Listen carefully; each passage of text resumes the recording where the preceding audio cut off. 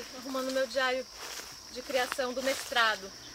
Eu tenho um caderno, né, para anotar todas as coisas do mestrado, mas às vezes eu não sei porque eu anoto uma outra ideia num outro papel separado. E aí, depois para ficar tudo junto e eu não me perder, eu colo no diário, no mesmo caderno. Mas na verdade isso é um gasto à toa de papel, né?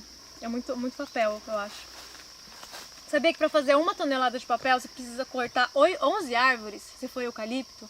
E que no Brasil o consumo médio é de 44 quilos de papel por pessoa por ano. Isso dá mais ou menos meia árvore por pessoa por ano. É muita coisa, eu acho. Mas eu não ia falar disso, eu ia falar dos diários de criação de 2 processos que eu fiz em 2019.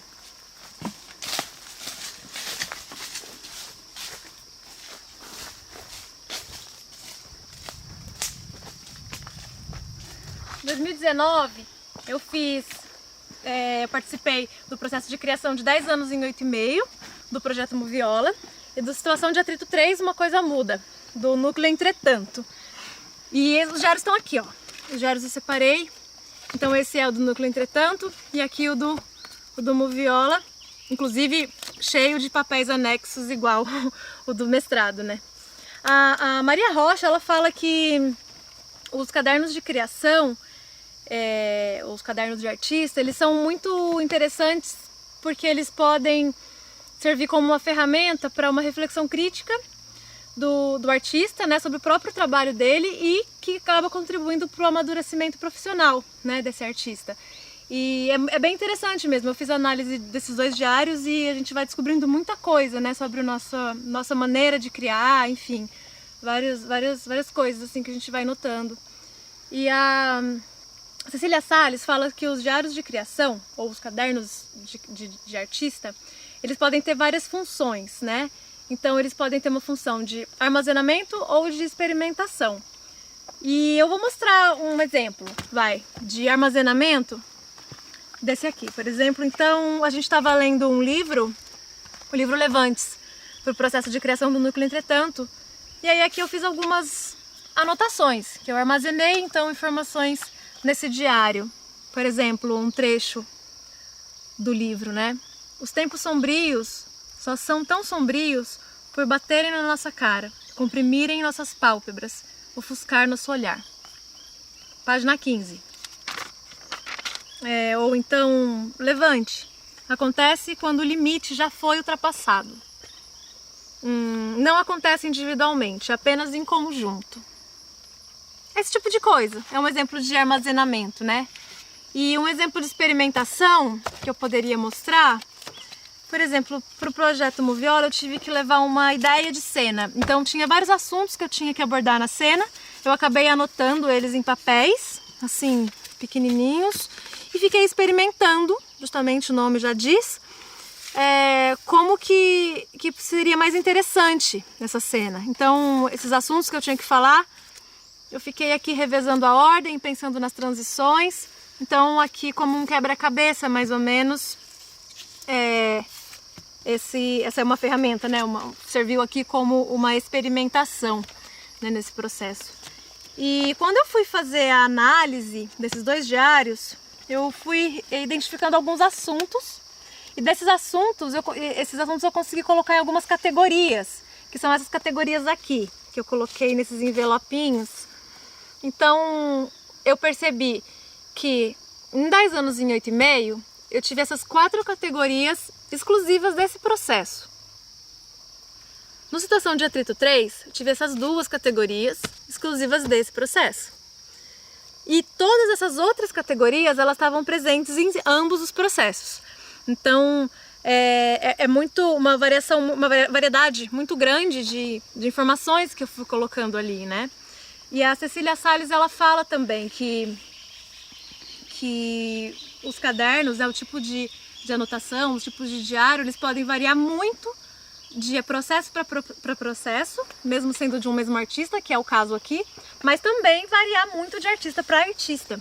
E para pensar um pouco sobre isso, eu acabei entrevistando alguns outros intérpretes de dança para saber como que eles usam os diários, né? Não só isso, perguntei outras coisas também. E ainda faltam algumas pessoas para eu entrevistar. Mas eles já foram compartilhando algumas coisas sobre os diários que eu queria contar. E eu também queria ter trazido uma foto deles, alguma imagem, mas o Comitê de Ética em Pesquisa não autorizou. Não autorizou o uso de imagem nem de som de voz para experimentações artísticas do processo, só mesmo na dissertação.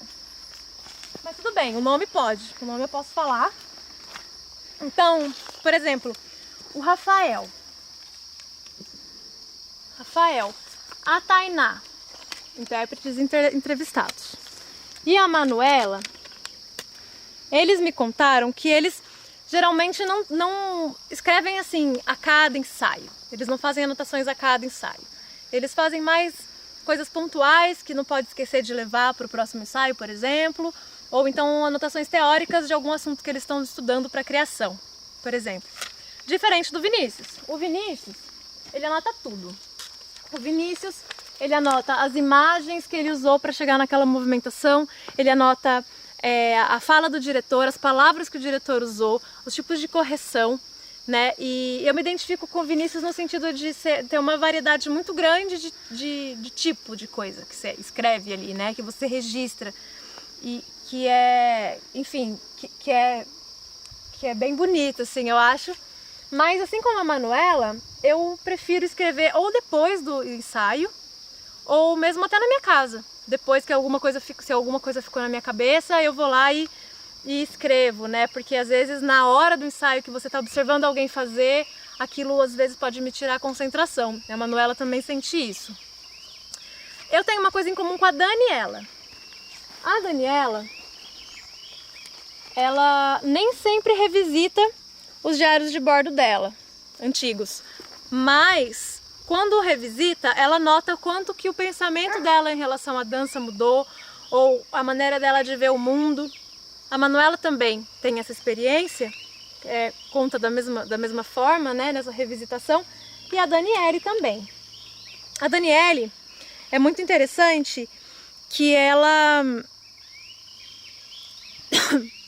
usa o diário de bordo como uma ferramenta, como uma estratégia mesmo para conseguir estar em mais de um processo de criação ao mesmo tempo. E ela usa desde anotações muito poéticas até coisas muito práticas, como por exemplo, como que vai ser usado o espaço naquela criação, por exemplo, né?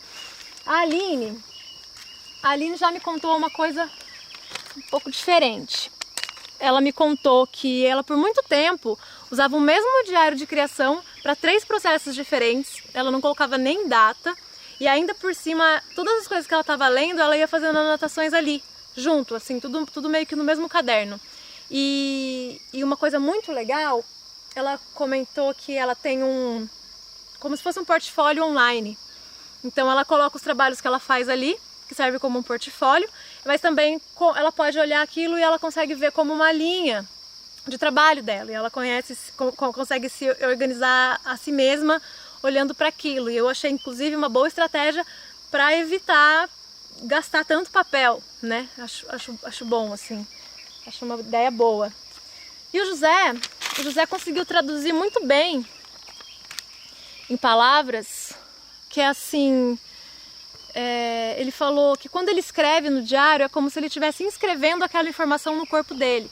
E que nem sempre ele precisa ficar revisitando os diários, mas a própria escrita já é uma maneira dele trabalhar com aquela informação, com aquele material novo que está sendo discutido ou proposto ali. E eu fiquei pensando em tentar dançar um pouco das anotações que eu fiz nesses 2 diários de bordo que eu mostrei. E provavelmente essas informações vão se perder, elas vão se sobrepor, elas vão ficar meio desordenadas, mas é isso, a informação tá no corpo e tá no movimento, né?